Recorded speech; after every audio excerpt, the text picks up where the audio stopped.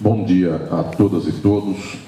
É uma alegria muito grande estar aqui no Rio Grande do Sul mais uma vez, voltando também hoje a Santa Maria, esta cidade muito querida, onde há anos atrás, quando aqui estive pela primeira vez, recebi um carinho muito grande de todos os alunos, de todos os professores, de todos aqueles que lidam com o mundo jurídico e com o mundo das lutas sociais. E quero dizer que é uma especial satisfação voltar aqui, neste momento, para reencontrar amigos, companheiros, encontrar novos companheiros, observar aqui o público que avança na vida do pensamento do direito. E eu faço esta minha saudação inicial à minha querida professora Beatriz Oliveira, este baluarte das lutas por uma sociedade mais justa. Foi devido à insistência, esse convite tão especial da professora Bia, que estou aqui neste momento. E tenho uma alegria, professora Bia, de ver que seu trabalho, suas sementes geram frutos nessa universidade. Em seu nome, eu cumprimento a todos os professores, a coordenação do curso aqui presente e todos os que são desta universidade e estão aqui nesta luta do mundo jurídico. Meus prezados, eu quero, nesta conferência aqui em Santa Maria, dizer que nós temos, no tempo presente do nosso mundo, um problema que praticamente não é percebido pela maioria das pessoas, sendo que é tomado exatamente o diagnóstico desta dificuldade como sendo a virtude da mesma situação em que vivemos. Nós tomamos a doença por saúde e, em geral, tomamos a cura por algo nocivo a todos nós. Que venha a ser isso, minhas senhoras e meus senhores. Nós temos, não só no Brasil, mas no mundo, uma espécie de louvor da institucionalidade, da organização, da cultura, do saber do direito na sociedade, de tal modo que nosso critério para falarmos a respeito da sanidade de uma sociedade é o quanto de direito tem esta sociedade. E isto, inclusive, vai resvalando cada vez mais pelo quanto de juristas tem esta mesma sociedade. De tal sorte que nós temos no Brasil, nos Estados Unidos, centenas e milhares de faculdades de direito, centenas e milhares, então, de instituições que formam pessoas aptas a saber o que são leis, normas, instituições do mundo jurídico. E, meus senhores, isto é exatamente o louvor que nós fazemos do nosso tempo. Nunca houve tempo tão juridicizado no mundo, porque em nenhum momento da história pretérita da humanidade o direito alcançou coisas que jamais o pensamento imaginaria, como, por exemplo, água. A água que se toma é comprada, a água que se toma é regulada juridicamente, como, por exemplo, as questões da bioengenharia. A vida, de modo geral, é regulada, de tal sorte que pessoas conseguem, inclusive, vender partes do corpo, pessoas conseguem comprar, portanto, experiências, inclusive, que levem a um arranjo da sua própria saúde corporal. Meus senhores, então, se costuma dizer que o direito chegou a tudo. E eu quero aqui dizer a todos os presentes que desgraçada é a sociedade e desgraçado é o tempo em que o direito chegou a tudo. Isto quer dizer, minhas senhoras e meus senhores, que no nosso tempo todas as coisas do mundo foram penetradas de modo indelével, inclusive, pela questão da mercadoria, pela questão do capital. Nós somos pessoas reguladas por dinheiro e temos o direito exatamente para regular esta ordem de coisas na vida. Isto vai de encontro, vai contra o senso comum de todos nós, porque quanto mais regulação temos na vida, mais felizes ficamos pelo sentimento de que nada escapa nos trâmites da nossa existência a uma norma, a uma instituição, a um poder superior que nos diga o que é o certo e o que é o errado. Já o velho Freud, há um pouco mais de um século, e nesta obra, praticamente um século, dizia que é um sintoma da infantilidade do mundo, e inclusive dos indivíduos, a necessidade de que tenham um pai, ou o pai presente biológico, ou os pais simbólicos da vida, mas a figura do pai, que possa ser o censor último da sua existência, que possa ser a pessoa a quem nós venhamos a cumprir uma vida muito bela, e um certo dia ele venha dar um sorriso dizendo: muito bem, gostei do que fez, você é meu filho. Esta necessidade infantil de termos um pai que nos olhe, de ter alguém que seja o responsável por nós, que quase sempre é responsável por nos castigar, porque a função desta paternidade não é simplesmente de estender a mão, mas é em especial de nos reprimir e de nos castigar em todos os momentos da existência. Observem que este é um gozo inconsciente da maioria das pessoas. Este fato, esta condição infantil, leva uma pessoa a desejar que alguém a reprima, portanto, a sua razão de existência é a repressão do outro. Isto, meus senhores, é exatamente o perfil psicanalítico do jurista. Esse desejo de um pai por nós é desejo do direito, da norma. Isto quer dizer, nós queremos instituições, nós queremos regras, de tal sorte que aquele que cumpre a regra recebe um sorriso do juiz, do promotor, do delegado, do presidente da OAB, da professora da Faculdade de Direito, do professor da Faculdade de Direito, dizendo: este cumpriu os mandamentos. E quem não cumpriu é preso.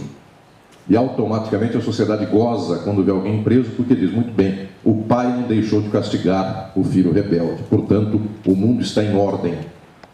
Todos os que são maus, todos os que são ruins, estão presos. E quando observa uma sociedade como a brasileira ou até a dos Estados Unidos, nas quais, nestas sociedades, a maioria dos presos são negros, então gozam ainda mais as pessoas dizendo: eis a prova de que os negros são mais aptos à bandidagem do que os brancos, e portanto o pai castiga mais este filho do que o outro. Meus senhores, é sintoma inclusive do infantilismo psíquico do jurista, o seu grande gozo pela ordem, que vai inclusive aqui emparelhado com um outro sentimento que está na sociedade, este que se revela, por exemplo, em radialistas ou jornalistas de televisão, que nos seus programas, em tantos horários do dia no rádio, ou ao final da tarde na televisão, eles insistem em mostrar o mundo cão, mostrando criminosos, bandidos e pessoas desviadas da ordem desse pai, de tal sorte que então as pessoas vibram, gozam na sociedade quando encontram um criminoso preso, quando encontram a polícia colocando ordem na sociedade, a brigada dando ordem contra os bandidos da sociedade. E isso, meus senhores, é o prazer que muitos têm na nossa vida, de buscarem então uma ordem que restabeleça o sentido da sua existência. Ordem, inclusive, que escapa das suas mãos. Porque a maior parte das pessoas que vê um programa de televisão não entende porque a ordem tem que ser esta, mas sabe que é uma. Tal qual um aluno de Direito que entrou na Faculdade de Direito, no primeiro dia de aula, no primeiro semestre de aula, ele não sabe por que o direito é esse. Nem sabe para que serve esse direito, e fica até desconfiado que esse direito mais atende ao rico que ao pobre, mais atende ao poderoso do que ao humilhado. No entanto, como os seus colegas não contestam, como os seus professores ensinam que isto é a ordem, como isto veio votado por meio de leis e normas jurídicas pelo legislador, como os livros de direito também não falam nada contra isto, ele imagina: não posso ser só eu o errado no mundo, então isto é o certo. Meu difuso sentimento ou minha intuição de que esse meu pai é muito bravo, de que meu pai trai minha mãe, de que a sua fidelidade ao casamento é falsa, de que ele fala que gosta de mim, mas ele deve ter um filho escondido e eu não sei, ele deve dividir o amor com este filho que eu não conheço. Esse sentimento difuso, dado que nenhum vizinho acusou que o pai trai, dado que a sua mãe não acusa que ele tem uma amante, dado que ninguém lhe apresentou um irmãozinho, nem ninguém parecido consigo, então ele diz: muito bem, sou eu que tenho um pensamento esdrúxulo e não tem nada disso no mundo, então, portanto, este mundo é a ordem, esta ordem é justa. Resultado, 5 anos depois, quando esse menino acaba uma faculdade de Direito, ele é mais um agente galopante desse mundo da ordem, e um dia ele ensina seus sucessores, seja seu estagiário, seja aquele que você venha trabalhar consigo, seja até na condição de professor, formando outros alunos, mais ou menos do mesmo jeito. Estou dizendo a todos os presentes que este louvor do direito é o sintoma da desgraça do mundo. Tal qual Freud já disse um dia que o fanatismo por Deus é o sintoma da ausência de capacidade de razão nos homens. Porque, de fato, nós gozamos quando imaginamos que é uma pessoa que nos enxerga do alto, e sempre o céu onde habita um Deus fica no alto e nunca no baixo.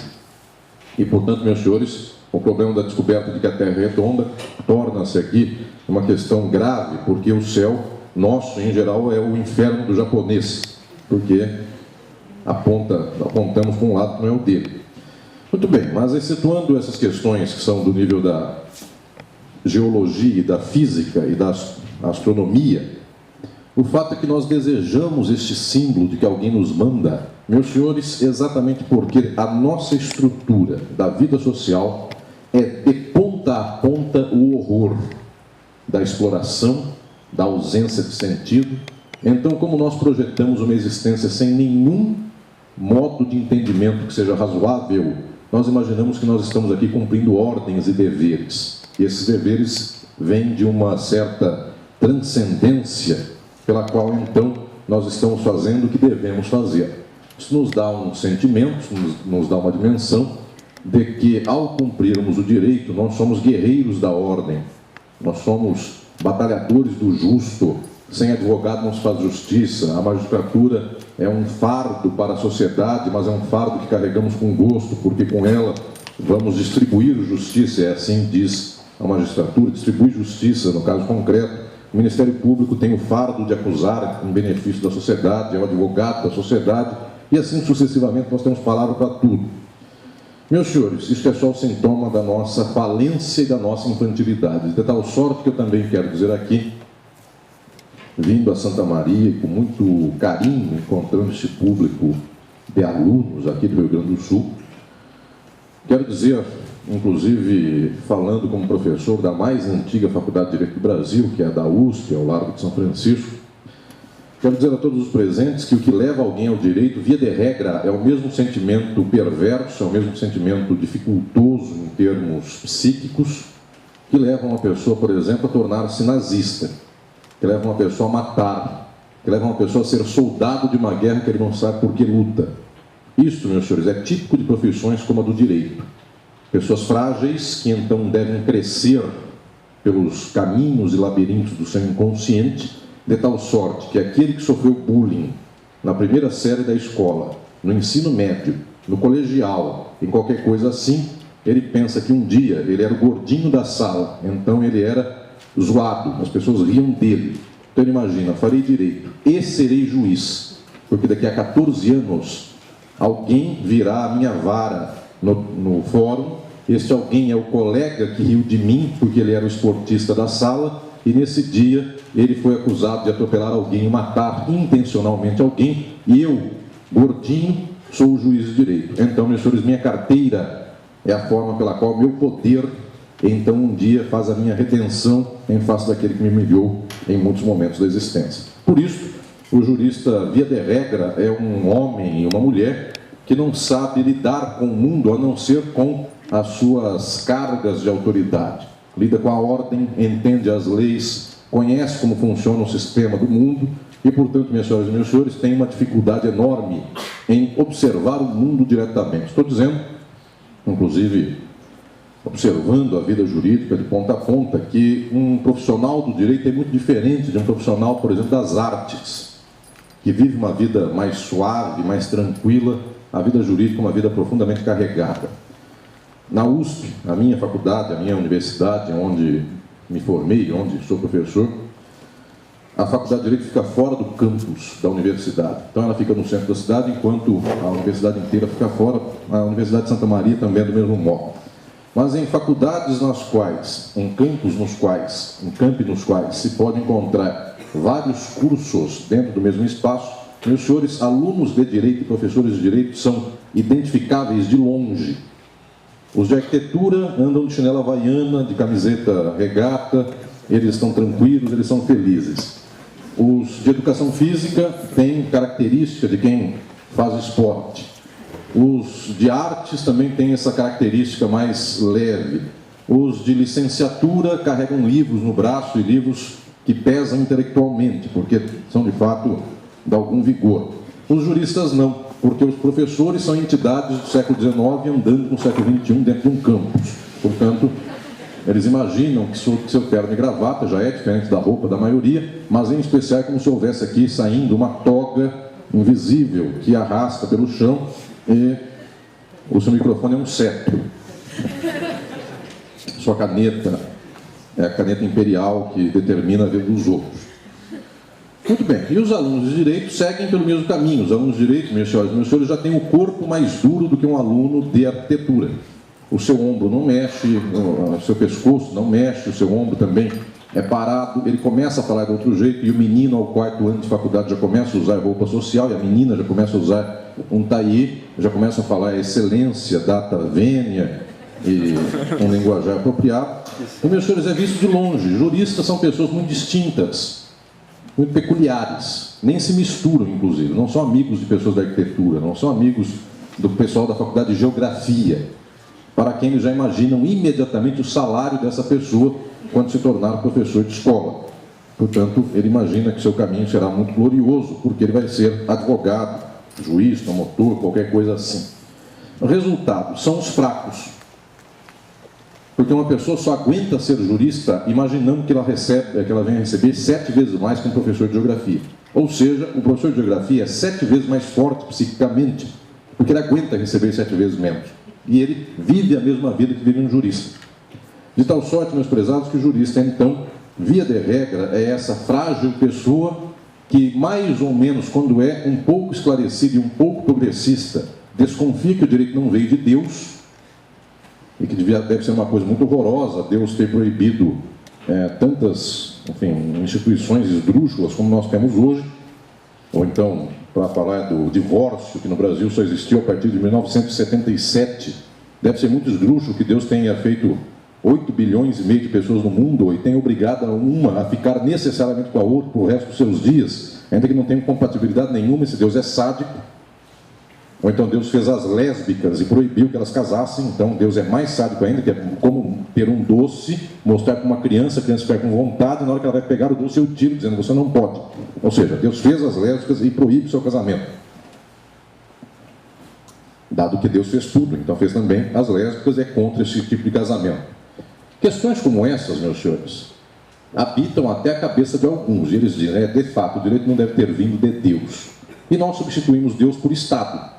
Mas ele veio do Estado, isto é certo, e o Estado, se ele não existir, que ordem terá no mundo? O que equivale mais ou menos a um religioso dizer, se Deus não existe, nós faremos orgias, nós faremos esbórnias, uma pessoa matará a outra, dado que Deus não existe. Sem o inferno, não há mínima condição de viabilidade entre os seres humanos. E detalhe, meus senhores, todas as sociedades que passaram para além da religião no século XX, do exemplo da Escandinávia, elas têm índices de criminalidade muito menores do que os que têm religião. Porque os que têm religião, inclusive, têm tal força em nome de Deus, que a outra pessoa que pensa em outro Deus é seu inimigo. Então, a força que Deus dá mentalmente para alguém, para matar o outro, é violenta. Estou dizendo aqui a todos os senhores e senhoras que nós temos problemas gravíssimos no nosso modo de ver o mundo. De tal sorte, que agora eu quero chegar ao ponto fundamental deste início de reflexão, de tal sorte que para nós, havendo instituições do direito, o mundo está bom. Havendo Deus, morram todos de fome. Havendo Deus, morram todos de castigos. O que importa é Deus. E a mesma coisa com o direito. Havendo Estado, havendo ordem, não importa que o mundo regrida, não importa que a fome aumente, não importa que a desigualdade social seja candente, o que importa é ver ordem. E, meus senhores, por causa disso, o jurista quase sempre abomina a quebra da ordem. Resultado, nos últimos anos, nós saímos de uma concentração de riquezas no mundo. Em 2007, antes da crise do capitalismo de 2008, da quebra financeira de 2008, o 1% mais rico do mundo detinha, em 2007, 43% das riquezas. Hoje, 2015, foi o dado de um mês atrás, 1% mais rico do mundo não detém agora 47% da riqueza pós-crise, detém 50%. Por quê? Porque nós temos legiões de juristas nos Estados Unidos, no Brasil, na América Latina, na Europa, na Ásia, na África, e esses juristas dizem, pode quebrar o mundo, e se quebrar o mundo, quem detém o capital continua detendo, porque esta é a regra, e esse princípio se chama propriedade privada. Qualquer direito civil de qualquer país do mundo ensinou isto. Então, se o povo morreu de fome, e o capital é do capitalista, e o banqueiro emprestou para o pobre poder comer, o banqueiro tem o direito civil, sagrado, privado, de retomar aquilo que emprestou, conforme o juro que ambos estipularam. Porque se alguém pegou emprestado para alguém com um juro de 73% ao mês, pegou porque quis. Ainda que se explique que pegou porque estava morrendo de fome. Mas, mesmo assim, formalmente para o contrato, pegou porque quis. Resultado, meus senhores, na maior crise do capitalismo, depois da quebra da Bolsa de Nova York em 29, nós tivemos um aumento da desigualdade social e não uma diminuição. E a pergunta é por quê? Porque há juristas, porque há direito. Porque se os pobres dos Estados Unidos se levantassem um dia de manhã e dissessem, vou tomar este banco para mim, dado que ele tem trilhões de dólares, dado que ele especulou, dado que ele lavou dinheiro, dado que estou morrendo de fome e ele tem tudo para a sua subsistência e sobra trilhões e trilhões e trilhões, o dia em que alguém pegar para si um dinheiro do banco, haverá juristas dos Estados Unidos formados em Harvard e Yale, passaram pelo MIT, foram formados pelas melhores instituições dos Estados Unidos, e esses juristas vão dizer, este é o absurdo, porque os que fizeram isso estão roubando. Muito bem, meus senhores, para nós, quebre o mundo, salve-se o direito. E a glória do direito, volto a dizer aqui, é o horror da sociedade. Porque depois desta crise de 2008, nenhuma instituição jurídica do mundo foi quebrada, nenhuma foi anulada, nenhuma foi revogada, e graças a isso, o mundo quebrou e o direito ficou. Graças a isso, meus senhores, nós louvamos o fato de que quando nós temos governos progressistas no Brasil ou na América Latina, eles respeitam as leis. Eles não quebram as instituições existentes. Então, eles dão Bolsa Família, mas respeitam o capital. De tal sorte que o capital, então, respeitado, 7 anos depois, cansado do Bolsa Família, porque isso fez com que o salário saísse de R$400 para 700, 300, o ódio da classe média e da classe alta é tamanho, R$300 dado para o pobre é um horror. Então, esta pessoa que detém o capital com o mesmo poder, ela quebra, então, em um certo momento, as próprias instituições que levaram o salário a 700. O resultado é muito fácil chegarmos a um dia aqui, logo daqui a um tempo, no qual as questões do direito do trabalho venham a ser quebradas, porque senão a ordem do capital não se salva. Então, meus senhores, não tenham ilusão, para chegarmos em tempos de fascismo, basta um segundo. Tal qual o Brasil cresceu institucionalmente ao tempo do Vargas, ao tempo do Juscelino Kubitschek, ao tempo do João Goulart, e explodiu em um minuto. Com Constituição, com direito. É um avião que estava a 800 km por hora no ar e, de repente, ele espatifou no ar. Tal qual nós temos hoje. Tal qual Salvador Allende, quando começou a dar algumas garantias ao trabalhador e ao pobre do Chile, ele também se espatifou no ar. Por quê, meus senhores? Porque nós respeitamos a ordem. A ordem é, quem tem o capital continua. Para a nossa ordem, quem tem a arma na mão continua atirando. E quem tem a arma na mão é simplesmente aquele que atira em favor do capital. Nunca foi visto um caso de exército que atirou contra o capitalista e atirou em favor do povo. Em geral, ele atira contra o povo em favor do capital. Detalhe, meus senhores, quem atira é pobre. É o militar. Este é o horror do nosso tempo. E detalhe, o jurista é pobre. Se o jurista fosse rico, ele contratava um advogado. Como ele é advogado, ele trabalha para um rico. E claro, ele se ilude. Por quê? Porque ele já consegue comprar um carro, mas ele não sabe que o capital não é ter um carro importado, é ser dono da fábrica do carro importado. Ele entende que bem de consumo já é capitalismo, já o torna um burguês, e ele não compreendeu a essência da lógica do que é a dimensão da reprodução da vida social no capitalismo. Estou falando, meus prezados alunos e alunas, de um quadro muito tormentoso, que é o quadro do nosso tempo, pelo qual, salvando o direito, estamos perdendo o mundo. Os senhores observem que, em geral, nós abominamos a mobilização social. Quando encontramos movimentos sociais, quando encontramos, por exemplo, sem terra, vocês já sabem o ódio que um jurista sente simplesmente de ouvir movimento sem terra, porque ele quebra com certas compreensões, quebra muito, de modo muito pequeno, porque observem, reforma agrária não é o fim da propriedade privada. Reforma agrária é um pedido que se faz ao governo para que ele desaproprie uma terra e dê a reforma agrária. E isso é tão pequeno que isso mantém a propriedade privada. Ao final das contas, a reforma agrária desapropriada é pagar para um fazendeiro para comprar uma fazenda dele e depois dar para pessoas dividindo esta fazenda em pedaços. Nem isso se aceita. Porque, volto a dizer, o instrumento que acaba com a propriedade privada chama-se expropriação. Quer dizer, tem um latifúndio, não produz, é aqui para quem produz, sem pagar nada. Nunca ocorreu por um governo do Brasil, pelo movimento social do Brasil, pedir expropriação. Porque aí sim, 4/5 de qualquer faculdade de Direito se levantam imediatamente dizendo, acima de tudo, capital. Deus, para mim, é o dinheiro. Se alguém expropriar dinheiro de alguém, ainda que morra de fome, é errado. Eu estou falando de desapropriação, nem isso passa. Porque, volto a dizer, não conheço faculdade de Direito do Brasil na qual mais de 10% dos alunos aceitem o movimento sem terra. Não há. Por quê? Porque, de fato, esse aluno de Direito ele tem certeza que quem é pobre tem que ser pobre. Alguma razão é por isso. E quem é rico tinha que ser rico. Porque o tio dele é rico. Porque a madrinha dele é rica. Ela tem um sítio. Eu, sem terra, podem ocupar o sítio da madrinha dela. Tal qual o antigo presidente Lula conta que em 89, a maioria daqui não era nascida, ele foi para o Recife na campanha contra o Collor e perguntou, onde é o bairro mais pobre do Recife? Falaram, é o bairro tal, fica não sei quantos quilômetros do centro. Muito bem, chegou por lá. Qual é o fim dessa favela? Falou, é lá no alto daquele morro. Disse o Lula, eu vou até na última casa. Foi para a última casa, descobriu que era uma velha, analfabeta, que morava na última casa, da último bairro, da última favela de Recife.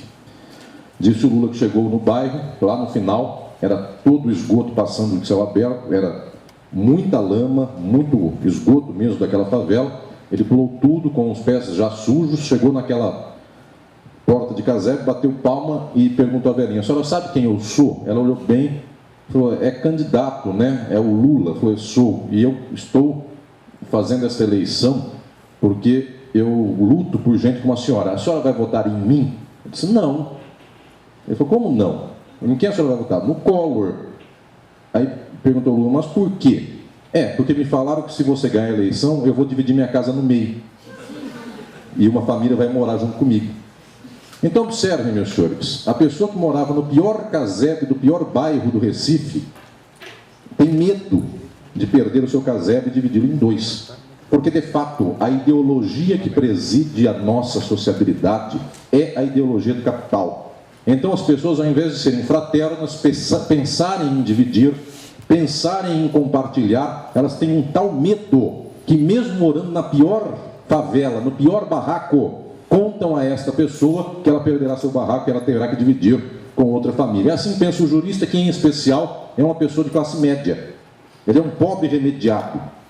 E por ser um pobre remediado, ele tem de fato um carro importado. Ele tem de fato uma picape. E talvez ele tenha duas, porque a sua esposa precisa também ter uma picape para levar os filhos para a escola. Muito bem, então ele pensa, dado que eu tenho duas picapes, uma eu tenho que dividir. E, meus senhores, nesse quadro não tem ilusão. O jurista luta pela ordem, pela exploração, contra a justiça. E não tem ilusão também, minhas senhoras e meus senhores, os cristãos lutam contra o amor, lutam contra a fraternidade, lutam contra a solidariedade. Observem a paranoia do nosso tempo, que um homem como tal Papa Francisco, por falar palavras muito cândidas, os católicos são contra ele, por o acusarem de comunista. Então, é muito peculiar um tempo no qual o Papa é uma entidade contra a qual os cristãos se levantam com ódio.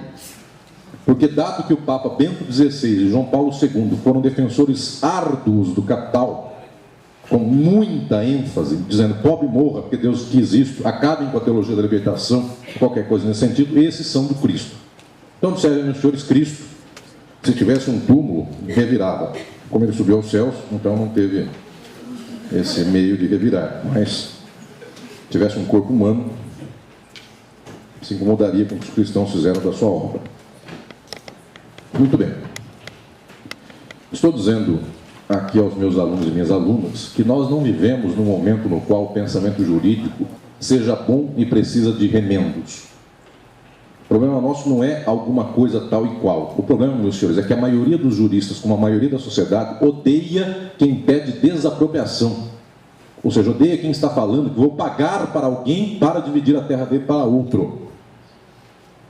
Que dirá expropriação?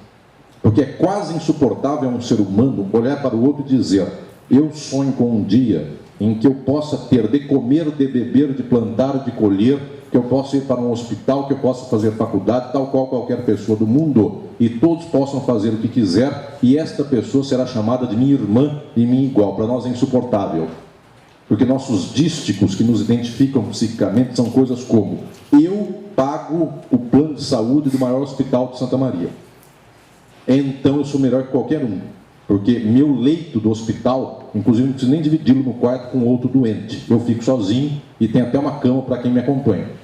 Minha UTI é gourmet. Minha comida do hospital é gelatina gourmet, etc. e tal.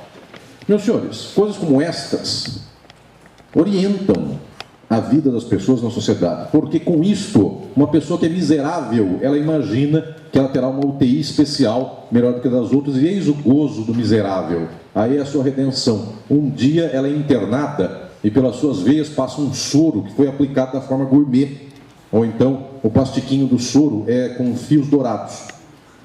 Muito bem, essa pessoa é melhor, tal qual uma pessoa imagina que o seu pai ou a sua mãe um dia lhe dirão: você é o melhor filho do mundo, eu tenho 4 filhos e você é o que eu gosto. Não conte para os outros 3, mas você é o filho querido. Você não é adotado. Sonhos, enfim, que as pessoas fantasiam na sua cabeça e são sofrimentos sem razão e inúteis que as pessoas tenham por todo o seu contexto psíquico. Meus senhores, assim somos nós no direito. Para comparar com o programa e o desenho do Chaves, que esta geração também viu, como eu também vi, dado que não faz tanto tempo assim que venho dos bancos da Faculdade de Direito, dado o desenho do Chaves, é uma geração de Kikos. Não é uma geração de Chaves ou Chiquinha ou Seu Madruga. Somos todos nós o Kiko. Quem temos mãe, temos o certo, nossa roupinha é a roupa mais limpa, nós gostamos das coisas corretas, pagamos o aluguel, enquanto o senhor Madruga não paga o aluguel. Portanto, todos nós somos bons cumpridores dos deveres. O ruim é o senhor Madruga, que é um mau exemplo. Não trabalha, etc. e tal. Nós trabalhamos, tanto é que a profissão jurídica, quero também dizer, é quase insuportável e nós cumprimos todos os dias isso. Fazer petições é um horror. Ouvir pessoas reclamando é outro horror. Porque, via de regra, quase sempre o jurista não escuta as boas causas. Um pobre miserável não bate na porta do advogado porque não tem dinheiro para pagar. Então, quem bate na porta do advogado é um empresário que quer sonegar impostos, porque esse governo é um governo de vagabundos, e ele não quer dar esse dinheiro para que as pessoas roubem. Muito bem. Em geral, esse governo é um federal, né? Os estaduais são mais isentos disso. De vez em quando, né? A começar de janeiro, né? Ele é mais isento. Até então, não. Por causa disso, meus senhores, nós temos pessoas que nos dão problemas como: eu quero sonegar, eu comprei uma Hilux e o governo está me cobrando imposto. Ah, eu tenho um problema tal, eu quero separar da minha esposa, no entanto eu tenho uma conta na Suíça e eu não quero que ela descubra. E o jurista vive disso, de resolver estas coisas. Isso não é agradável. Fazer agravo não é agradável. Fazer embargo de declaração não é agradável. Fazer sentença também não é. Fazer qualquer tipo de petição ou recurso não tem nenhum sentido para a vida. E o jurista faz isso, minhas senhoras e meus senhores, porque no final das contas ele imagina que esta é a sua satisfação, porque em algum momento ele cumpriu os deveres. Ele fez os agravos que tinha que fazer. Ele morrerá no seu lugar, no escritório, virá alguém. Esse alguém continua fazendo esta vida sem sentido. A profissão jurídica equivale à profissão de contador. Todo ano ele deve fazer imposto de renda. É por esta fase agora do nosso mês de março, abril. Ele deve fazer imposto de renda. De quantas pessoas? De umas 273. Ele faz o imposto de renda dessas 273 pessoas. Uma tem patrimônio de 200 mil reais, a outra tem de 1,5 milhão, uma tem de 7 milhões. O contador ganha 3 mil por mês. Ele faz o imposto de renda dessas tantas pessoas, dessas centenas de pessoas. Um dia o contador morre, o seu assistente nesse dia continua fazendo imposto de renda das outras pessoas. Qual o sentido de vida disso? Nenhum. É uma vida miserável, sem nenhum sentido, até a pessoa morrer. Daí, volto a dizer aqui, eu tenho essa experiência ao ver meus alunos da Faculdade de Direito, dos meus alunos próprios de Direito, e os tantos pelo Brasil e fora do Brasil, quando faço essas palestras e sessões de autógrafo, eu vejo a quantidade de gente no mundo jurídico que tem uma difusa esperança em ser feliz e cada vez que ela busca a felicidade, ela avança um pouquinho para frente. É tal qual o cavalo que amarraram uma cenoura com uma vara na testa dele, ele vai buscar e cada vez mais a cenoura vai adiante. Por quê, meus senhores? Porque, de fato, os senhores são alunos de Direito. Meu sonho é passar na OAB. Passam. Muito bem. Meu sonho é começar a advogar e ter um Uno. Conseguem ter um Uno. Só que o dia que tem um Uno, o senhor descobre que o advogado do lado tem uma Hilux. Então o Uno é insuportável. E é muito difícil ter um Uno, e já fica insuportável. E o dia que tem a Hilux, o dono da cidade, a pessoa mais rica de Santa Maria, abriu uma loja da venda dos carros Jaguar.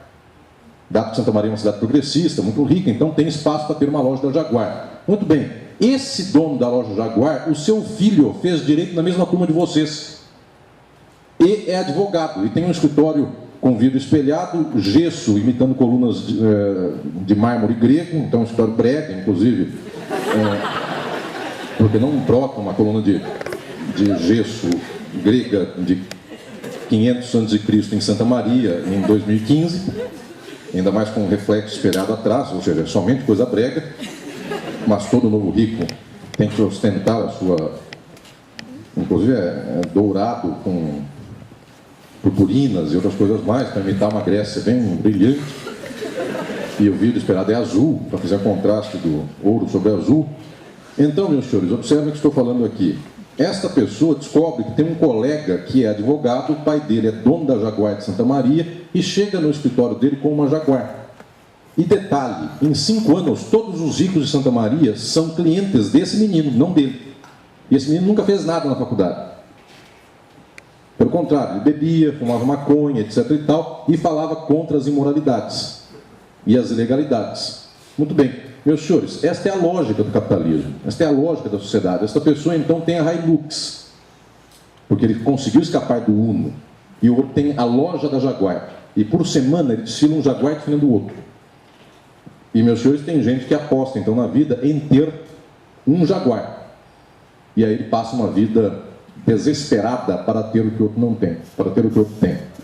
Meus prezados, é por causa disso que a vida jurídica é bastante sofrida, porque a razão de ser do jurista nunca foi fazer petição, foi ter dinheiro, e sempre alguém tem mais. Quando a vida se mede assim, ela fica sem existência. Como nós odiamos sem terra, odiamos qualquer coisa que lembre sem terra, sem teto, movimentos sociais tais e quais, nós não sabíamos que se nós tivéssemos convivido com o sem terra, ficássemos amigos do sem terra quando estávamos na faculdade, se nós tivéssemos uma CG, nós éramos ricos.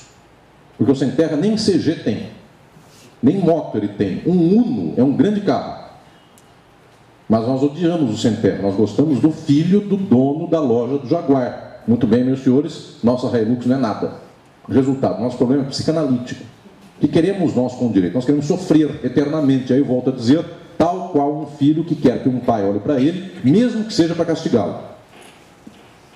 Por isso, eu tenho alunos, e conheço, quero dizer aqui, tantos alunos que vêm prestar minhas vagas de mestrado, depois de doutorado, e de vez em quando eu pergunto para alguns, são sempre, eu abro uma vaga, tem 40 candidatos, sempre pergunto aos candidatos, qual é a sua profissão? Sou advogado. Qual área? Tributária. Por quê? Porque imediatamente tributo é dinheiro, então é empresa. E quase nunca, coitadinho, eu vejo um dizer, qual é a sua área? Trabalhista. Vejam, as pessoas, nem o seu aspecto corporal se engrandece quando elas dizem trabalhista. Por um acaso, meus senhores, o trabalhista é que salvou uma pessoa que estava passando fome. As pessoas estavam passando fome e então um advogado trabalhista lhe deu o dinheiro, lhe deu a quantidade de dinheiro suficiente que o dono da empresa não lhe pagou no momento da rescisão contratual. Ou seja, meus senhores, deveria ser exatamente o contrário. Eu digo, eu sou advogado trabalhista. Sou advogado do movimento social, e as pessoas fazem assim. É que diz, sou tributarista, meu negócio é fazer fusão e aquisição de empresa, meu negócio é fazer planejamento tributário, isso quer dizer evasão fiscal, resumindo em termos mais breves. Isso, meus senhores, é motivo de muito orgulho para as pessoas. Daí elas não sabem, inclusive, que na hora da entrevista, o coitadinho que falou, eu sou advogado trabalhista, é o que ganhou minha vaga. É o mais humilde de todos. Muito bem. Estou contando aqui a todos os presentes que nós temos um índice do nosso problema no mundo. Os senhores observem, e eu quero, neste momento da minha fala, dizer sobre isso, os senhores observem que, então, todo o discurso que nós temos na sociedade brasileira, isso equivale ao que temos também na sociedade dos Estados Unidos, é um discurso de moralismo.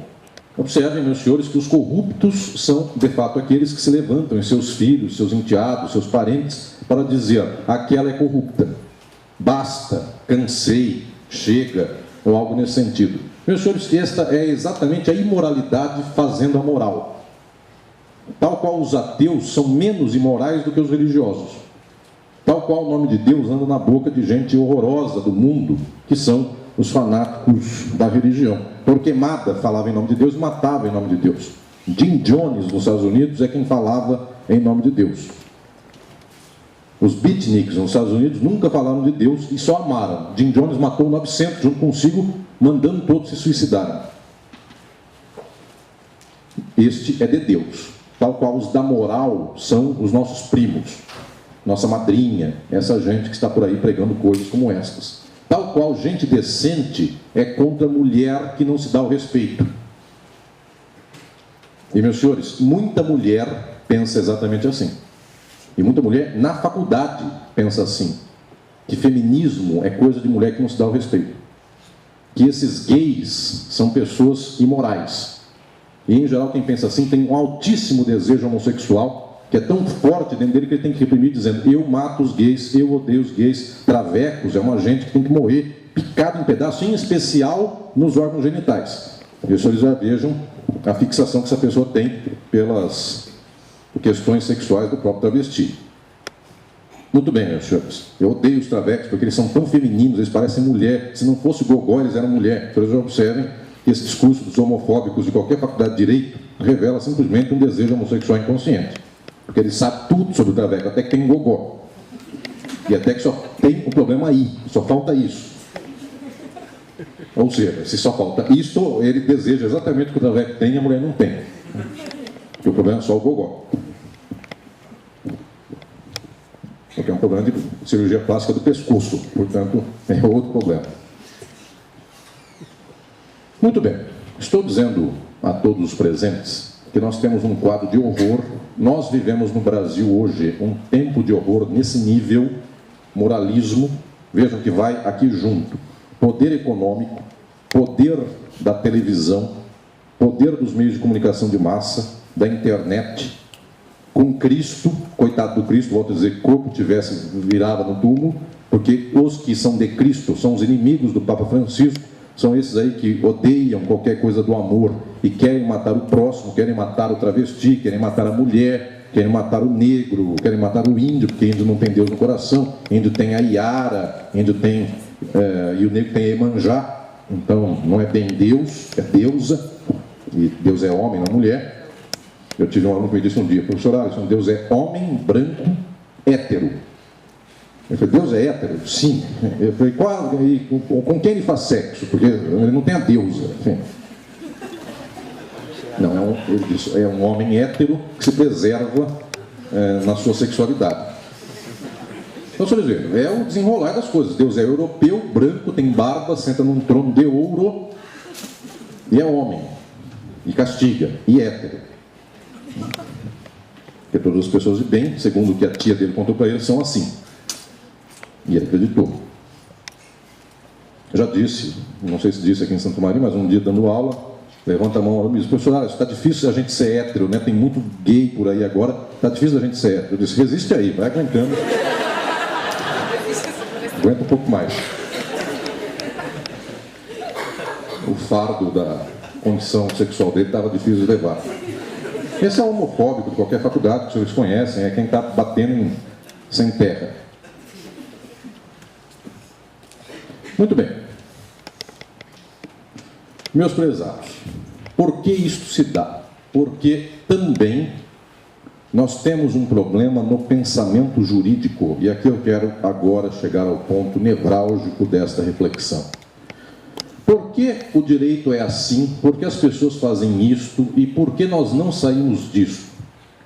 Por uma razão muito simples. Nossa forma de ver o mundo é extremamente calcada numa certa maneira de desdobrar no direito a mesma ideologia geral da sociedade. O que pensa o direito é a mesma coisa do que pensa a sociedade, apenas especificado para o caso jurídico. O que eu quero dizer por isso? O jurista é machista e antifeminista não é porque as faculdades de direito têm uma tal cultura interna que uma pessoa diga para outra quando entrou no vestibular de Santa Maria: se for fazer direito tem que bater na mulher. Não é isto. O direito é machista porque a sociedade é machista. Então o jurista, coitadinho, não é uma pessoa que leu um livro melhor, que veio aqui na SESMA e ficou um dia inteiro na livraria dizendo: vou escolher o melhor livro que tiver para ler sobre a questão da sexualidade da mulher. Pelo contrário, ele nunca foi procurar um livro assim, ele nem imagina que haja um livro assim para ele ler, inclusive.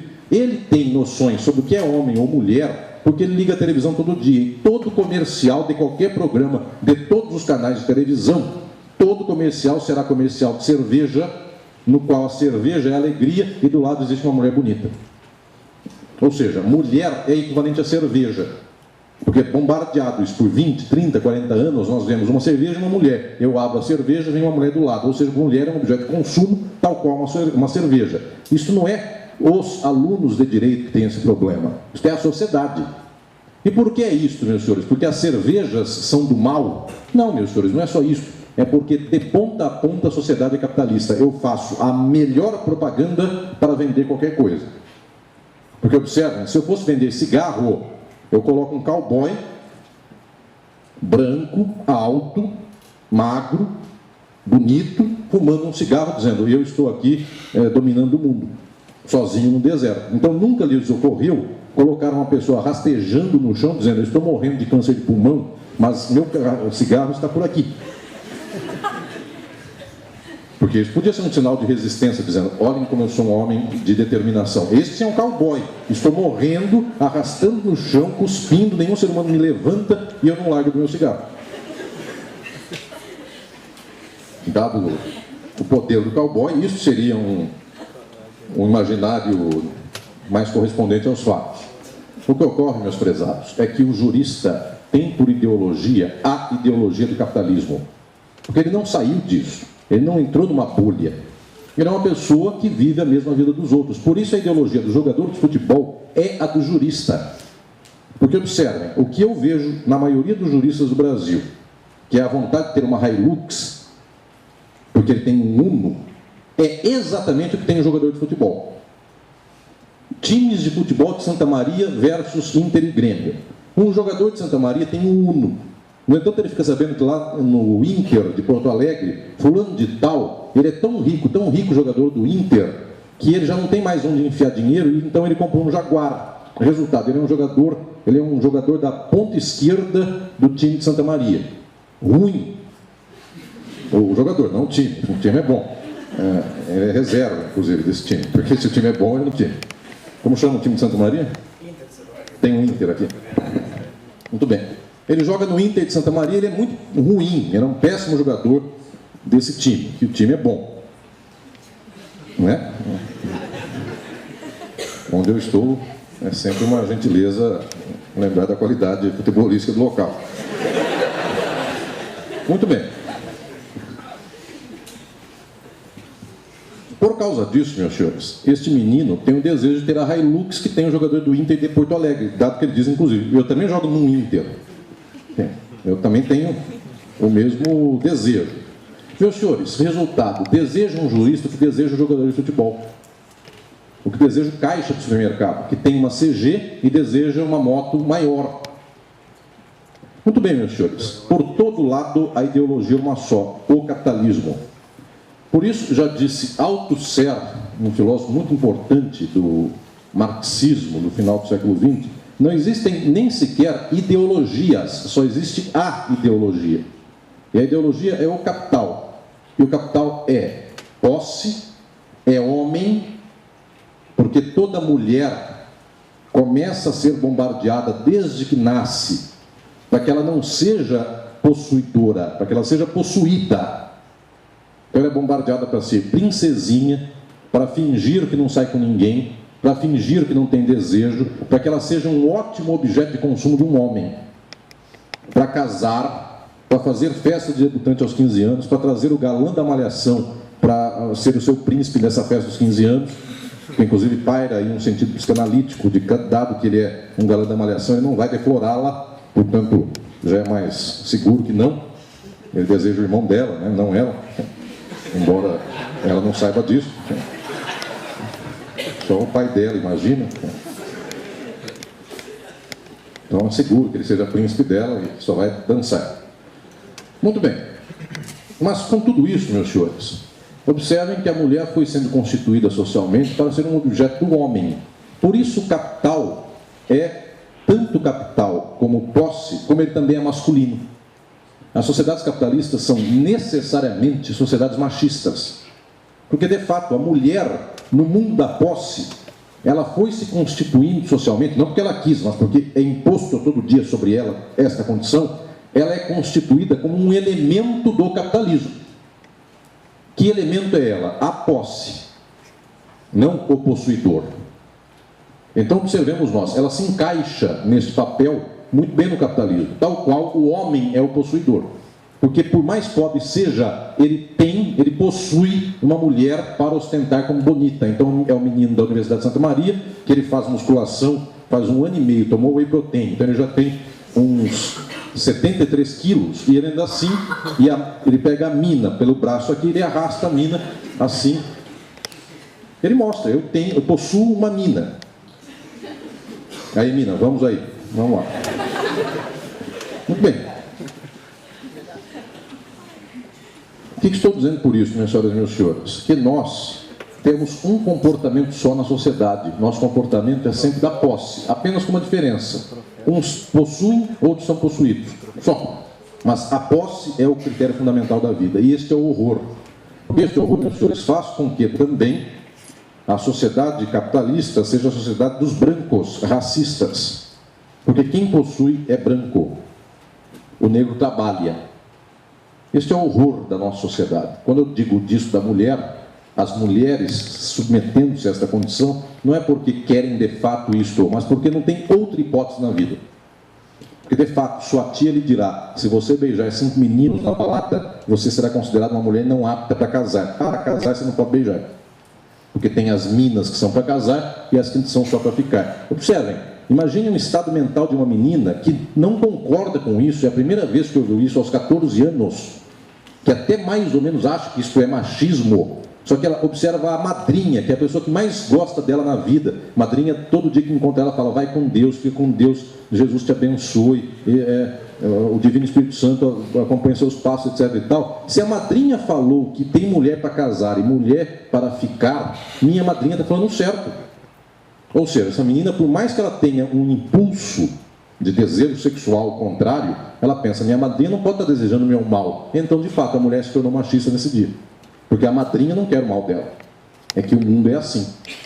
Tal qual o negro observa também da sua madrinha, que quando ele for pedir um emprego, ele seja humilde. Porque ele é negro, as pessoas podem imaginar que o emprego dele não é como advogado. O emprego dele é como porteiro do escritório da advocacia. Então, essa humildade que é fundamental. E quem falou isso? O tio dele. E o tio dele gosta dele. Porque ele não quer ver ele desempregado, ele quer ver no emprego de porteiro, porque pelo menos é melhor pingar do que faltar. Porque toda pessoa que trabalha tem o suficiente para a vida. Ou seja, o mal vem para nós na melhor forma candente, com os melhores votos, inclusive. E as pessoas desejam, de fato, que Deus acompanhe e coisas nesse sentido. Como jogador de futebol, é a mesma coisa, ele faz uma prece antes do jogo, dizendo, Deus me ajude para que eu ganhe esse jogo. Então Deus fica lá do céu, vendo o Inter de Santa Maria versus Brasil de Pelotas, e Deus fica escolhendo quem merece mais. Aí ele escolhe Santa Maria, cujo nome, inclusive, tem nome da mãe dele, né? Da mãe de Jesus. Né? Pelotas tem muito preconceito em si. Deus não gosta. Né? Não do preconceito, assim, do objeto do preconceito. Né? Então, Deus escolhe Santa Maria. Muito bem, meus senhores. E tem gente que imagina isso. Ganhei um jogo, graças a Deus. Ganhei um processo, graças a Deus. Sou rico, graças a Deus. Sou juiz, graças a Deus. Observem a escolha que Deus faz dessas coisas. Causa disso, meus senhores, já disse Voltaire, para falar aqui de filosofia, Voltaire um dia perguntando: por que os reis mandam? Resposta de todos os juristas do século XVIII: porque Deus escolheu. Escreveu Voltaire: Deus é uma pessoa péssima, porque ele abriu as nuvens da França, tinha 30 milhões de franceses, ele escolheu Luís XIV, depois ele escolheu Maria Antonieta. Deus abriu as nuvens de Portugal, havia 10 milhões de portugueses, ele escolheu para mandar nos portugueses Maria Louca. E escolheu para ser juiz no Brasil nossos amigos que a gente conhece, para advogados, essa gente que a gente conhece, para promotor que a gente conhece, para delegado que a gente conhece, e etc e tal. Muito bem, meus senhores, Deus, conclusão de Voltaire, até uma pessoa média acerta mais que Deus, porque ele não escolheria em Portugal Maria Louca, ou algo equivalente a isso. Meus prezados, agora eu quero chegar à mais alta questão que aqui se apresenta. Nossa ideologia é a ideologia do capital, ela não sai disso. E essa ideologia tem um correspondente no campo do direito. Esse correspondente se chama juspositivismo. O capital no direito se chama direito positivo. Positivo no sentido de posto, imposto pela sociedade. Já há muitos anos eu tenho uma proposição, tenho a felicidade inclusive de ver esta proposição sendo muito aceita no Brasil e no exterior. É uma das minhas ideias mais divulgadas, os senhores devem conhecer, inclusive os que me acompanham em termos de notícias, entrevistas, vídeos, que esta é uma das minhas ideias mais difundidas. Eu tenho já há muitos anos uma proposição e eu desenvolvo essa proposição no meu livro Filosofia do Direito. É a obra na qual sistematizo exatamente esses termos. Eu tenho uma proposição de que o pensamento jurídico da nossa idade contemporânea, nos tempos presentes, séculos XIX, XX e XXI, esse pensamento jurídico tem 3 possíveis horizontes. A pessoa pensa um de 3 caminhos necessariamente e não se escapa disso. Por que eu digo isso, meus senhores e minhas senhoras? Porque quando um aluno de Direito se depara na Faculdade de Direito com os pensamentos acerca do próprio direito, ele encontra uma infinidade de pensamentos. E eu digo que essa infinidade se resume a 3 caminhos. Então é aquilo que eu chamo de 3 caminhos da filosofia do direito contemporâneo. Sendo que um dos 3 caminhos é o da maioria dos juristas, tal qual a maioria das pessoas na sociedade incorpora para dentro de si todos os parâmetros da ideologia da sociedade. Então, o caminho mais básico, mais limitado, é o também da maioria das pessoas. Que vem a ser isso: dos 3 jeitos de pensar o direito na atualidade, o horizonte pior e, portanto, o da maioria das pessoas chama-se juspositivismo. Diz o seguinte: jurista deve cumprir o direito posto e ponto final. Só. O direito posto é aquilo que devemos cumprir. Muito bem, meus senhores, isso equivale a quê? A pessoas que dizem: Deus falou que divorciadas são prostitutas. Então, minha mãe é divorciada, minha tia pode divorciar, minha filha pode divorciar. Bom, não é certo. Por mais que eu goste da minha filha, ela não pode divorciar, porque Deus falou o quê? O que eu estou fazendo? Cumprindo ordens de Deus. O travesti deve imaginar isso, ele vai dizer: muito bem, Deus falou que eu sou um lixo humano. Quem explicou para ela? Um padre tal ou um pastor tal que fala em nome de Deus, tem acesso ao divino.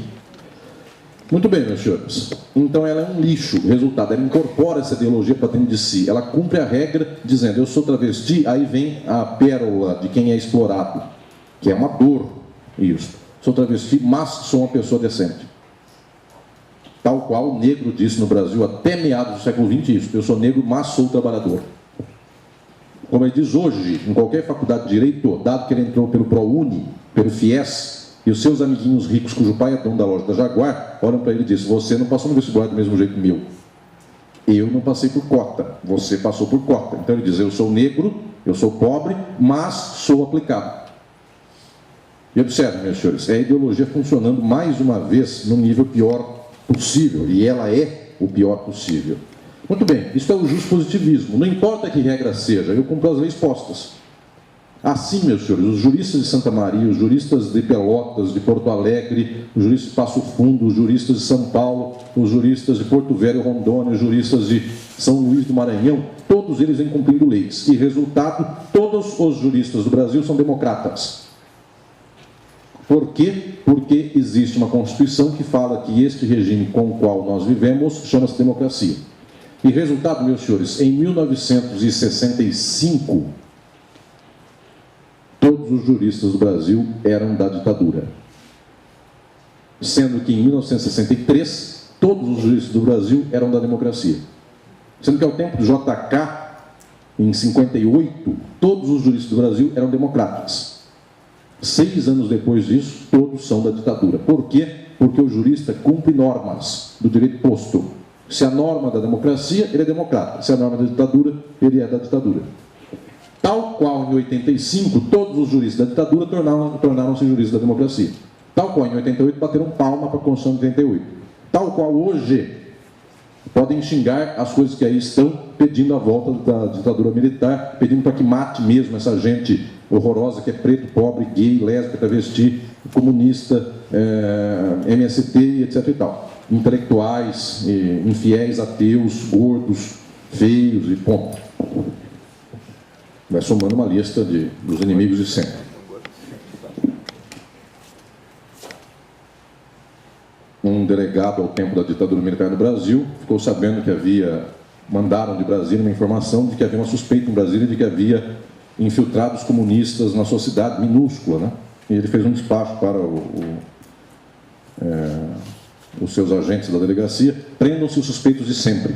Tinha 3 que eram suspeitos, enfim, mais uma vez prenderam. Então não vou nem nomear quem era.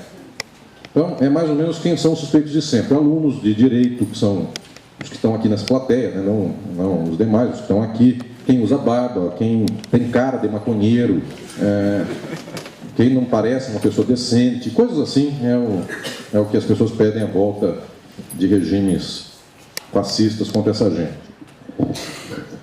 Meus senhores, este é o juspositivismo, do qual não se escapa sem dificuldade, porque, volto aqui a dizer, praticamente todas as faculdades do mundo ensinam isso, nas suas vertentes, porque aí tem Kelsen, Alfrost, Hart, Bobbio, tem variações do mesmo tom, tal qual tem Ivete Sangalo e Cláudia Leite, tudo é axé. Luiz Caldas, que é do tempo nosso, Bia, eles não sabem quem é. Você lembra, né? Muito bem. Então, estou dizendo a todos que nós temos aqui um horizonte horroroso para o pensamento jurídico. Tenho insistido muito com o fato de que é preciso avançar para além desse pensamento. Como? Agora vem a primeira questão que se levanta para além do juspositivismo. Insisto que um segundo caminho da filosofia do direito e do pensamento jurídico é muito mais importante, muito mais valioso, é o caminho daquilo que chamo de não juspositivismo.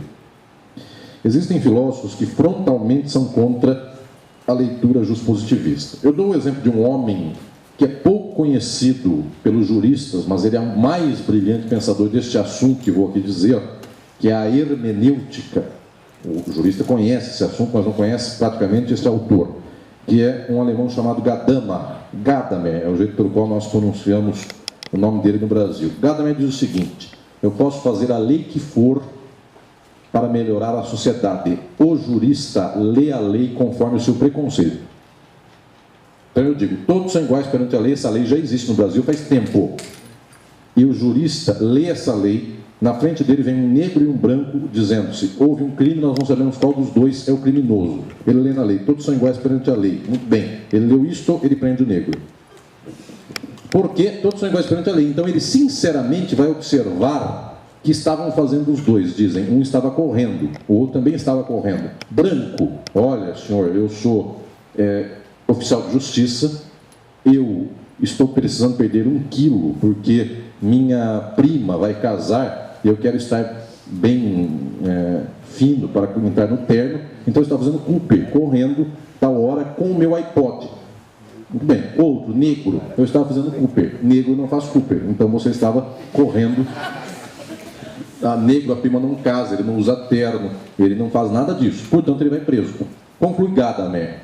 A lei pode falar exatamente o contrário. O preconceito é a interpretação do jurista. Isto é o horror. Então, Desgadamer, por mais que alguém fale que quer melhorar o mundo mudando leis, eu posso falar exatamente o melhor possível na lei, as pessoas não praticam. Meus senhores, existe uma norma na Constituição do Brasil que diz que todos têm direito à casa. 40 milhões de brasileiros não têm casa. A Constituição foi promulgada há quase 30 anos. Há 27 anos. Muito bem, a Constituição foi promulgada e as pessoas não têm casa. Como é possível isso? Na Constituição, se diz por lá coisas como: o investimento estrangeiro no Brasil será assegurado. Qualquer um traz bilhões aqui, especula no prazo de um mês, levanta o dobro e o Brasil assegura. E o Brasil assegura numa outra norma que todos terão direito à casa. A pessoa lê isso, a pessoa faz prova da OAB, a pessoa ensina isso na faculdade de Direito, o outro aprende isso. Muito bem. O que nós fazemos com isso na realidade? Nada. 40 milhões de brasileiros não têm casa. E se alguém pleitear uma casa do movimento sem teto, as faculdades de Direito têm ódio. Não sei esta, mas a minha tem. Essa talvez não tenha, essa é melhor, mas a minha tem. E as que eu tenho andado por aí tem também. Tem. Então, só em Santa Maria não deve ter isso, mas no geral tem. Meus senhores, por causa disso, Desgado, não adianta pensarmos que a mudança do mundo é a mudança do direito positivo, porque o direito, agora vem a conclusão, não é o direito positivo. Por isso, aquele que adota uma perspectiva de mundo justo positivista está errado. O direito não é o direito positivo. No final das contas, o jurista não dá casa para quem não tem casa, não é porque ele falte ler a norma, é porque ele faz da norma o que ele bem quiser, conforme a realidade do mundo. Então, vai dizer Gadamer, o problema fundamental nosso é entender quem controla o poder, não o que a norma falou. Porque quem controla o poder, meus senhores, muda totalmente o quadro das coisas. Eu dou o exemplo da minha faculdade. Quando a Constituição de 88 foi promulgada, ela tem princípios de horror e, ao mesmo tempo, tem alguns princípios razoáveis. Muito bem, meus senhores, tendo o horror junto com o razoável, o jurista que fez, o legislador que fez a Constituição, fez uma Constituição. Nunca foi falado nessa Constituição que o princípio de que as pessoas têm direito à casa vale menos do que as pessoas que especulam no Brasil tenham o direito de tirar o seu dinheiro quando quiser. Os dois são princípios. No entanto, meus senhores, aí vem o jurista. E agora os senhores observem como o jurista opera a ideologia. Vieram juristas da minha casa, inclusive, do Largo São Francisco, da USP, e disseram o seguinte: as normas da Constituição que garantem o capital têm aplicação imediata. As que dão direitos sociais, elas são normas programáticas, ou seja, elas são só um programa, elas valem quando puderem. Não houve um legislador que tenha feito a Constituição dizendo que uma norma era diferente da outra. Não houve um. Na hora que este ódio em relação aos direitos sociais se revelou, dado que eles passaram na Constituição, então, meus senhores, nesse dia nós inventamos um jeito de interpretar que não está no direito positivo e que é um jeito que está nos livros.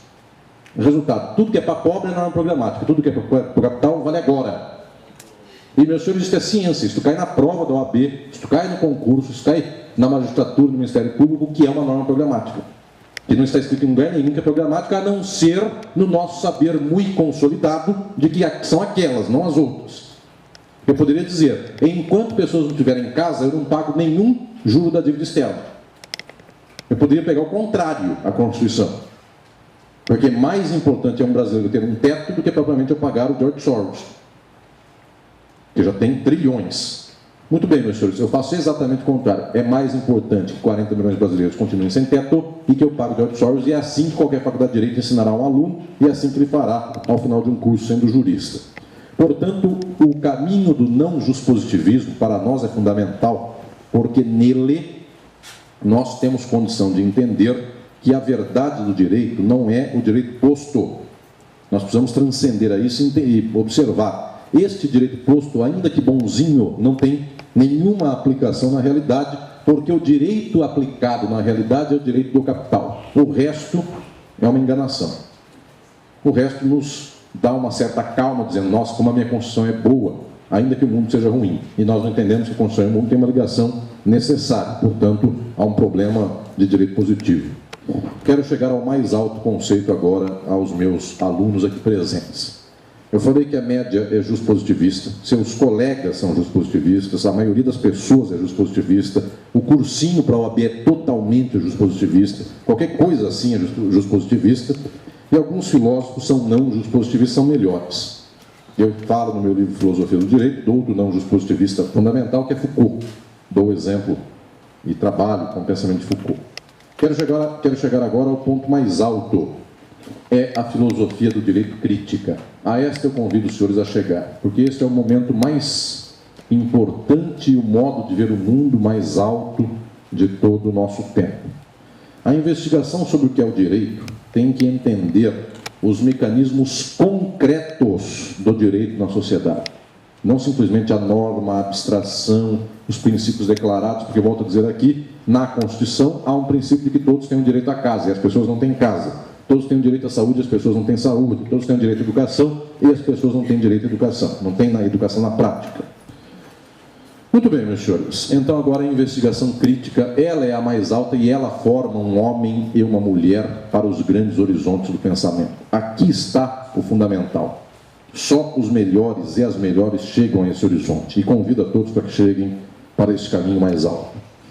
Esta tradição do pensamento crítico, aquilo que eu nomeio por filosofia do direito crítica, é exatamente o horizonte que investiga a totalidade das relações sociais. O direito não é um pedaço.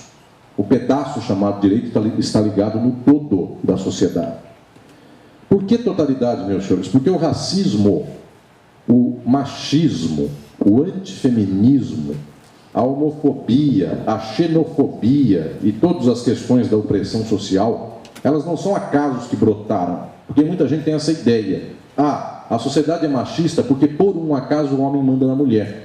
A sociedade é racista porque, por um acaso, o branco manda no negro. E olhem o argumento do racista. Se fosse o contrário, o negro mandava no branco. Sim, meus senhores, mas não há a hipótese do contrário. Porque o tipo de sociabilidade que se instaurou é do branco contra o negro, é do branco contra o índio, é do homem contra a mulher. Esta é a nossa realidade. Como tem gente que tem tal condição lunática que imagina o homofóbico padrão. E se os travecos mandarem no mundo? Não haverá mais reprodução. Serei obrigado a usar plumas e paetês, e isto vai que eu goste. Então, observem, meus senhores, o que estou falando por aqui. A opressão, a exploração não são acasos. Tudo isso está conectado. E quando é que eu sei que tudo isso está conectado? Quando eu observo aqui a totalidade das relações sociais. Quando eu observo que tem uma íntima ligação entre classe e raça. E que íntima ligação é essa? Em todos os países racistas, a classe explorada é a classe oprimida. A classe explorada economicamente é a classe oprimida racialmente. De tal sorte que eu entro em qualquer prisão do Brasil, 70, 80 e mais, 90, 95% dos presos são negros. Eu entro numa prisão nos Estados Unidos, 75% dos presos são negros, sendo que lá a população de negros é 13%. Vejam, 75% são negros. Por quê, meus senhores? Porque, de fato, o menino que é filho do dono da loja da Jaguar não rouba. Meus senhores, é isso, ele não rouba. Por quê? Porque, por um acaso, ele tem tudo. E se por um acaso ele for cleptomaníaco, ninguém o considerará um ladrão. Por que não o considerar um ladrão? Porque ele está no melhor restaurante de Santa Maria. Ele é filho do dono da loja da Jaguar.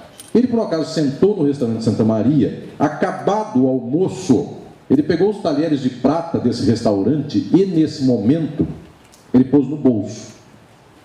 Muito bem. Nesse momento que ele pôs no bolso o talher no restaurante de Santa Maria, vão dizer para ele, se o tomarem na porta do restaurante, que esse talher foi roubado. Diz, não, foi um engano, alguma coisa aconteceu. E se ele for preso, o pai dele vai dizer, não, ele tem uma doença chamada cleptomania, algo nesse sentido. Coitado. Muito bem, mesmo quando ele rouba, ele não roubou. E o pobre, negro, tomando um talher do restaurante de Santa Maria, ele é ladrão.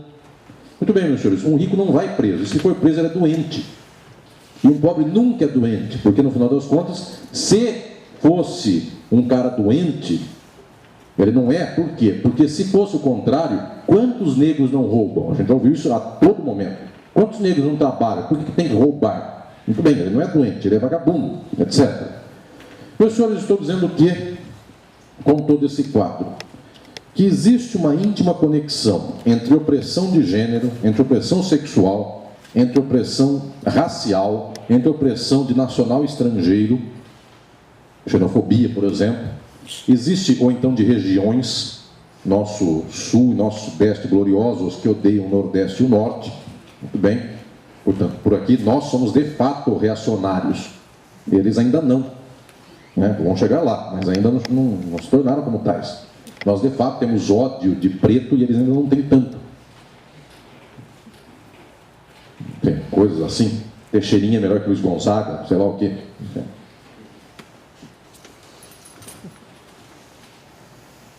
E as pessoas têm certeza que Teixeirinha é melhor que Luiz Gonzaga, porque, de fato, quem nasceu no sul é melhor que quem nasceu no norte. Bom. E os dois são bons iguais, é só isso. Enfim, não é que o Gildo de Freitas é um Teixeirinha, tá bom, é um Luiz Gonzaga, tá ok. Deixa eu louvar mais o Gildo de Freitas do que o Teixeirinha. É mais apropriado com o meu estilo de pensamento. Muito bem. Daí eu vejo que eu estou conhecendo mais do que vocês que são da terra, né? Porque ninguém reagiu à hora que eu falei Gildo de Freitas, né? Ninguém sabe o que é isso. Tirando a Bia, que eu acho que sabe, né? Enfim. Tá. E os professores. Muito bem. Se eu falasse bandas Tchê, aí eu estaria mais apropriado. Muito bem, meus senhores. Observem. Tudo isso é conexo. E quando é que eu entendo isso? Quando eu consigo entender a totalidade das relações sociais do nosso tempo. Isso se chama capitalismo. É porque o branco possui que o branco, então, institui uma sociedade racista, pela posse e pelas práticas específicas do racismo. Mas entendam que eu aqui falo a todos os presentes, só consigo entender o direito no alto quando entendo a sociabilidade capitalista. O direito é a expressão direta do modo de organizar a vida social no capitalismo. Tanto assim que o direito é para garantir que uns tenham e os outros não tenham.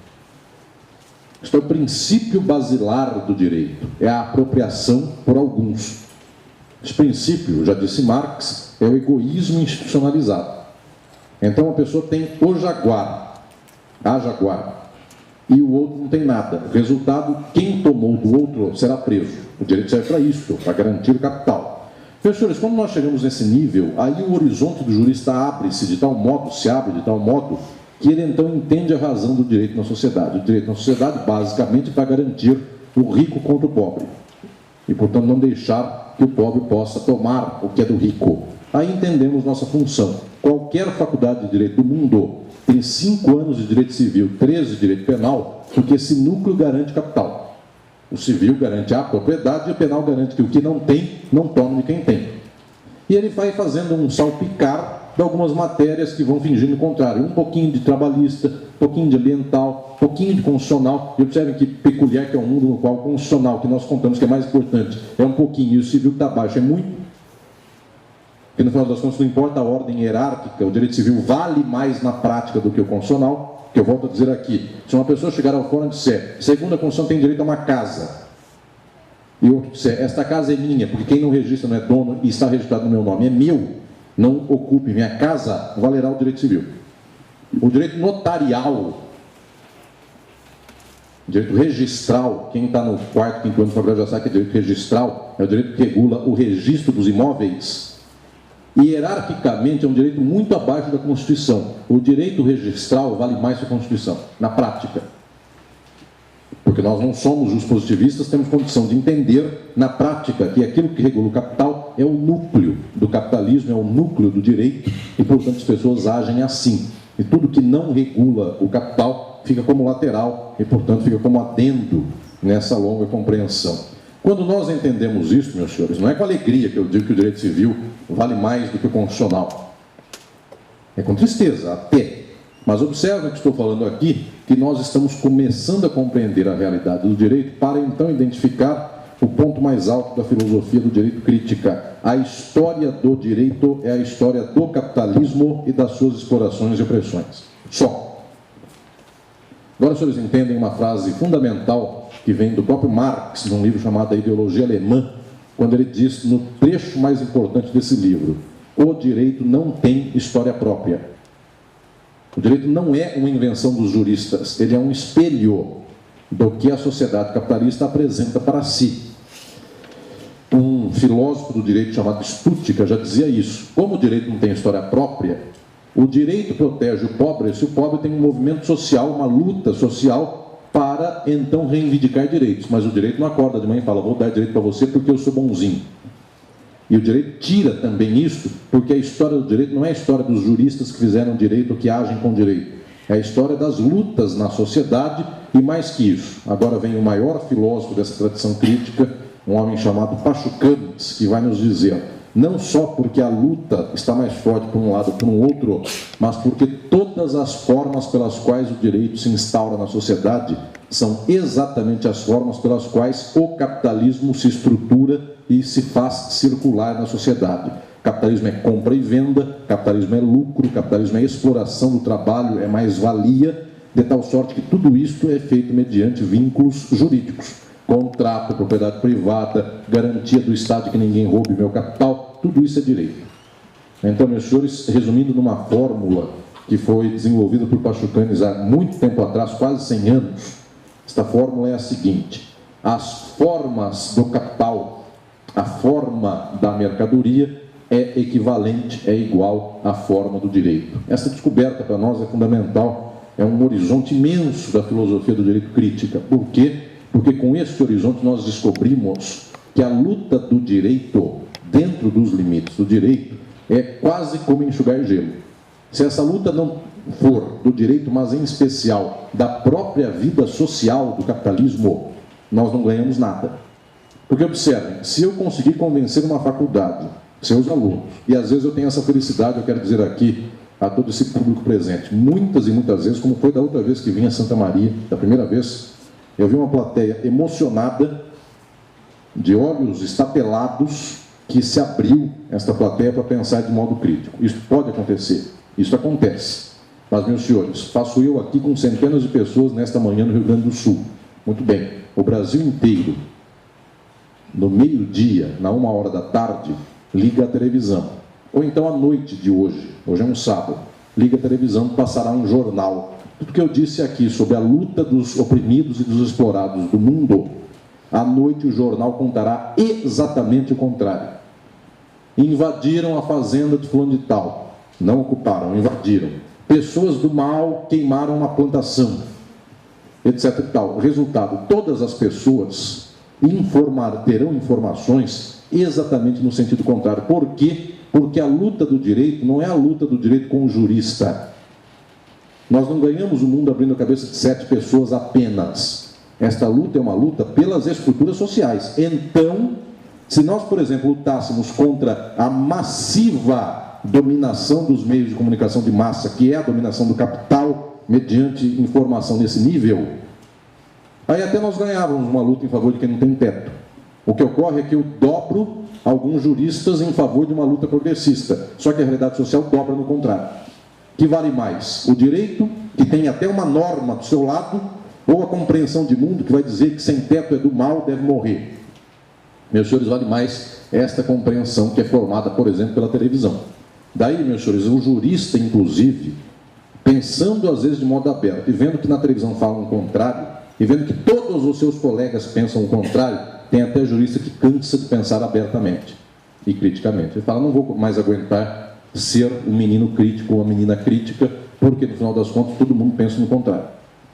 E esta, meus senhores, é a tristeza, e este é o caminho que eu aponto aqui às senhoras e aos senhores, meus alunos aqui do Rio Grande do Sul. Porque a luta é necessariamente pela totalidade das relações sociais do capitalismo. Se a luta é somente jurídica, nós ganhamos na esquina para perder na outra esquina. Volto a dizer, o que eu falo aqui aos meus alunos, o jornal fala o contrário na noite de hoje, eu falo para centenas, ele fala para milhões. E mais, ele inclusive mostra imagens, ele grava Se ele quiser, ele faz um cineminha. Se ele quiser, ele faz projeções 3D. Resultado, ele ganha em termos de imagem. Muito bem, meus senhores e minhas senhoras. Neste caso, está aqui o fato de que nós devemos pensar no direito necessariamente como forma da sociabilidade capitalista. E eu quero, por causa disso, dizer a todos aqui em Santa Maria que a verdade filosófica do direito, no ponto mais alto, é uma dor imensa para todos nós, muito grande.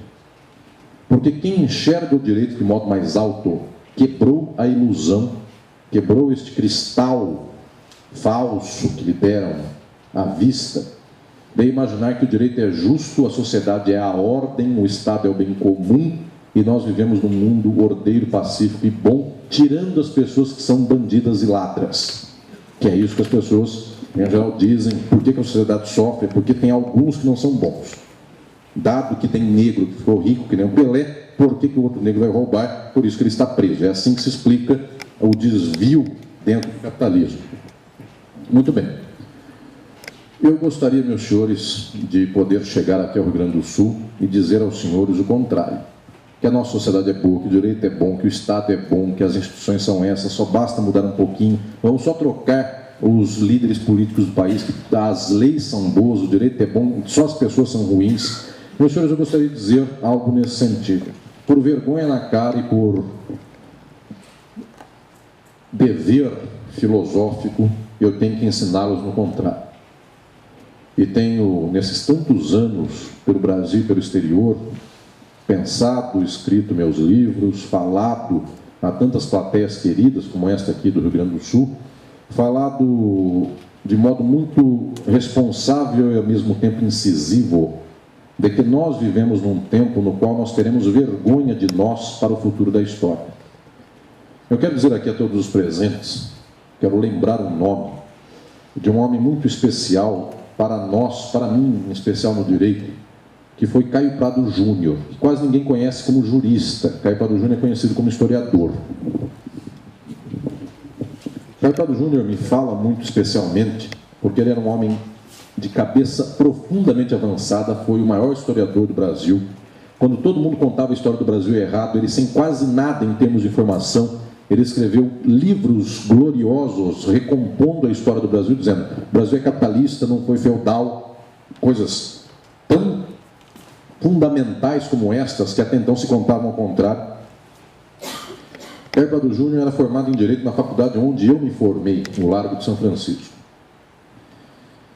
E, em um certo dia, o Brasil já vivia sob o jugo da ditadura militar de 64, Caio Prado Júnior prestou um concurso para ser professor da Faculdade de Direito, onde eu me formei, a faculdade onde ele se formou há muito tempo atrás, quase um século, que é a faculdade da USP, do Largo de São Francisco. Caio Prado Júnior não deixaram que ele fosse professor da faculdade. Em seu lugar foi um qualquer, uma pessoa que inclusive não tinha livro nenhum. Ele era o maior intelectual do Brasil, porque ele era Caio Prado Júnior. Caio Prado Júnior, meus senhores, tem uma página de um dos seus livros em que ele diz algo magnífico. Ele diz: hoje, ele devia estar escrevendo isso por volta de 1950.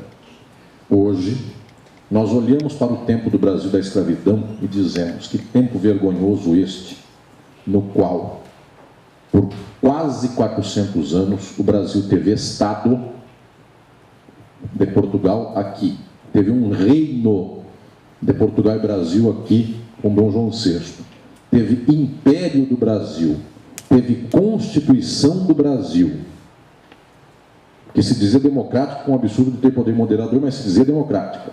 Teve duas faculdades de Direito, a do Largo de São Francisco, primeira, e junto com ela a de Olinda, que depois foi para Recife.